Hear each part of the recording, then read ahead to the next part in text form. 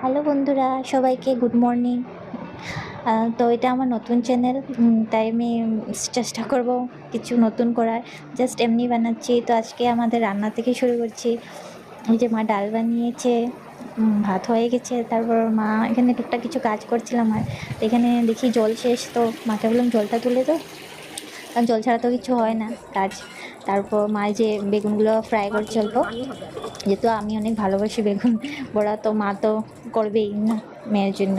তো মা অল্প বেগুন ভর্তা, মাকে আমি বললাম তুমি ভাতটা বেড়ে নাও, আমি তোমাকে হেল্প করছি।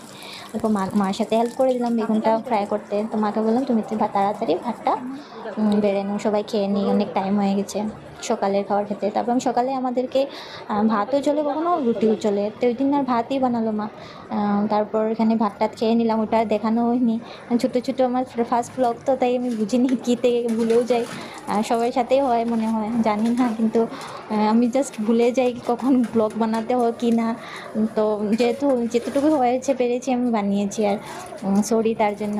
চেষ্টা করবো আগের থেকে তোমাদেরকে ভালো কিছু দেখানোর বা ভালো কিছু বানিয়ে দেখানোর। তারপর যে আমি খাওয়া দাওয়া করে মাকে বললাম তুমি একটু রেস্ট করো, যেহেতু মা সকাল থেকে রান্না বাড়া করছি। তাই আমি বললাম মাকে কয়েকটা বাসন পড়েছে, ওইগুলো ধুয়ে দিয়ে দিই। জাস্ট এটাই বাসন ধুয়ে নিলাম, যেহেতু আমার ফার্স্ট ব্লগ। জানি না কেমন হয়েছে, তোমাদেরকে কিছু ভুল টুল হলে মাফ করে দিও কথাবার্তাতেও। তাই আমি ভালো লাগলে অল্প লাইক টেক করে দিও, আর সরি যদি কিছু ভুল হয়। আর আমি এই তো প্রিয়াংশী চ্যানেলটা সাবস্ক্রাইব করে দিও, আর ভালো লাগলে।